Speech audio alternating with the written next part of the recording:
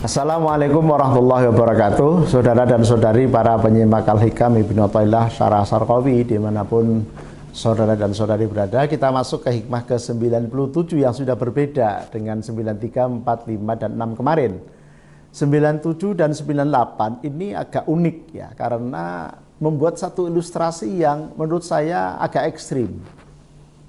Jadi orang yang rajin ibadah ya, tapi kerajinannya itu membuat dia itu merasa dirinya paling baik atau merasa dirinya baik, itu malah bahaya. Sebaliknya, orang yang bergelimang dengan dosa tapi merasa dirinya hina, itu malah bisa menyelamatkan. Tapi tolong ini jangan kemudian dipahami secara letterlock atau secara ekstrim tadi itu. Ini sekali lagi adalah sebuah contoh yang memberikan kita kepada suatu wawasan bahwa sekali lagi dunia sofistik itu adalah dunia yang serba proporsional tadi itu. Bismillahirrahmanirrahim. Rubama fatahalaka babat ta'ati wa ma fatahalaka babal qabuli. Rubama fataha, kadang-kadang Allah membuka ya laka kepadamu babat ta'ati, terhadap pintu ketaatan. Wa ma fatahalaka, tapi tidak membukakanmu babal qabuli ya, pintu diterimanya amal. Ini kan kontradiktif gitu ya. Kadang-kadang Allah membukakan kita untuk berbuat taat, tapi belum tentu membukakan bahwa ketaatan kita itu akan diterima. Kan garai mumet gitu kan. Tapi ini sekali lagi ya, Ibnu Athaillah kadang-kadang ketika membuat satu ilustrasi, membuat satu penjelasan itu suka mengambil yang ekstrim gitu ya. Artinya apa? Ketika Allah membukakan pintu ketaatan kepada kita, lalu tidak serta-merta menggaransi bahwa ketaatan itu diterima oleh Allah, itu artinya kita mesti harus berhati-hati. Jangan sampai di dalam berbuat taat itu ada gangguan-gangguan riya, gangguan-gangguan ingin dipuji oleh orang, ingin dilihat oleh orang, ingin diapresiasi oleh orang lain, dan seterusnya dan seterusnya. Thus, kita harus kembali kepada yang paling substansi dari amal, yakni keikhlasan. Saya kira sudah sangat lama diulas di hikmah ke 12 atau 13 ya. Jadi amal itu adalah suarun sebuah ilustrasi, sebuah wadah saja begitu ya. Sementara substansinya adalah keikhlasan.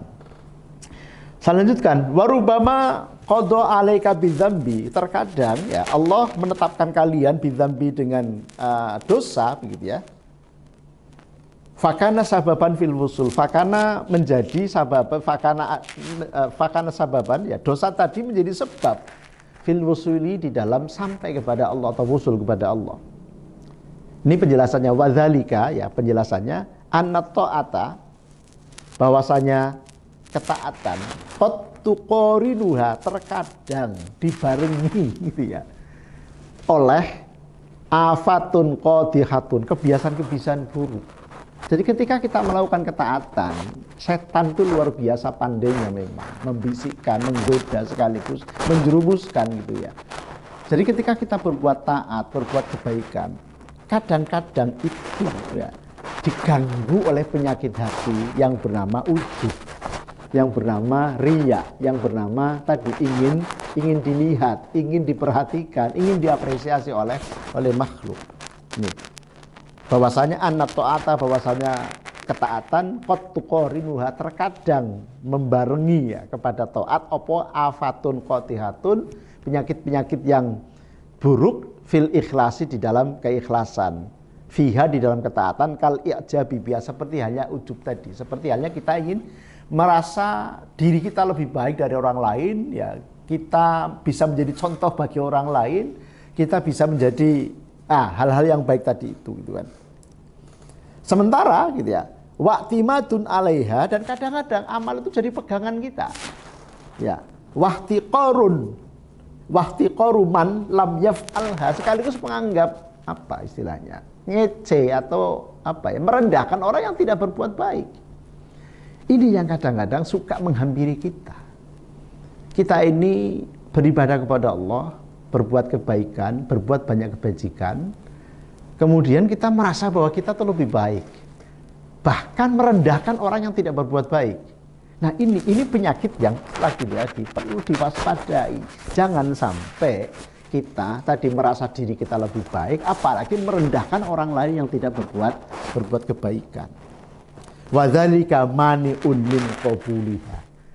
Hal-hal yang seperti tadi itu, yakni kita menganggap diri kita lebih baik, merendahkan orang yang tidak berbuat baik, itu adalah mani'un min qabuliha, menjadi pencegah amal perbuatan kita diterima oleh Allah. Sementara wadzanbu, ya, adapun dosa, qad yuqarinuhu al-iltija'u ila Allah. Sementara orang yang berbuat dosa ini ya orang ini kan sebejat apapun lah katakanlah begitu ya, pasti masih punya sisi positif. Serusak apapun orang itu pasti punya titik kesadaran begitu ya. Katakanlah ketika habis berbuat salah yang sangat luar biasa, tiba-tiba orang ini sangat menyesal, ya Allah, kok hina sekali saya, kok rendah sekali saya, kok saya ini manusia kok lebih rendah daripada binatang misalnya. Jadi mudoroso orang Jawa bilang ya, atau menyatakan diri bahwa kita itu lebih rendah derajatnya dari binatang pada saat selesai melakukan dosa. Itu biasanya justru ya malah lebih baik, kata Al-Hikam, dibandingkan dengan orang yang habis berbuat baik tapi ingin dilihat, ingin diapresiasi, ingin dijadikan contoh, bahkan merendahkan orang-orang yang tidak berbuat baik. Ya.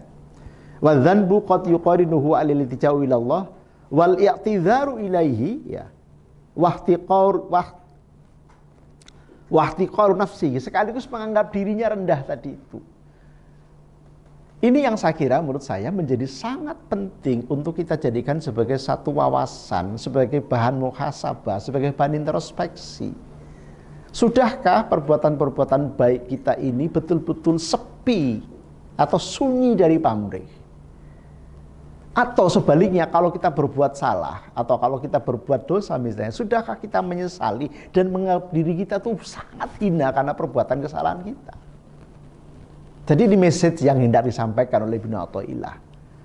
Jadi kadang-kadang membukakan pintu ketaatan, tapi belum tentu membukakan pintu diterimanya ketaatan.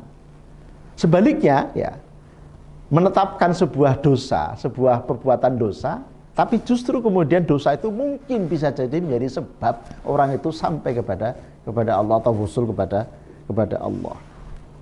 Wa ta'dhimu man lam yaf'alhu, sekaligus orang yang berbuat dosa ini mengagungkan atau menghormati orang yang tidak berbuat dosa. Jadi ilustrasinya begini, orang habis berbuat salah, lalu dia menyesali perbuatan kesalahan itu dan mudoroso tadi itu, ya Allah, kok hina sekali saya, kok jelek sekali perilaku saya, kok luar biasa teman saya ini yang tidak melakukan dosa seperti saya. Jadi justru mengagungkan orang lain dan merendahkan diri masing-masing gitu ya. Saya jadi ingat ketika satu kesempatan saya ziarah ke salah satu makam waliullah di daerah Kebumen ya, di Petanahan. Namanya Syekh Hanom Sidakarsa atau Sidokarso kalau orang situ nyebutnya. Itu masjidnya dinamain Sorno Dopes. Ngasor, ngino, ya, bodo sama ngapes. Itu Sorno Dopes. Apa yang dimaksud dengan ngasor? Ya, kita jadi orang ini mesti harus merendahkan diri kita. Dalam bahasa agamanya tawadhu. Makin kita tawadhu, makin Allah akan meninggikan derajat kita. Sorno, ya, Sorno Dopes. Ya. Nonya tadi lagi no. Kita harus menghina diri sendiri, jangan mengagungkan diri sendiri. Tidak pantas kita mengagungkan diri sendiri. Yang pantas diagungkan itu hanya Allah. Jadi tadi kaitan dengan marubama qada alaika bidzambi fakana sababan fil wusul, saya kira ada kaitannya dengan ngino tadi. Ngino adalah menghina diri sendiri. Ya Allah, sudah umur segini kok saya masih kayak gini. Ada penyesalan yang muncul sekaligus tadi menganggap diri itu begitu hina begitu ya.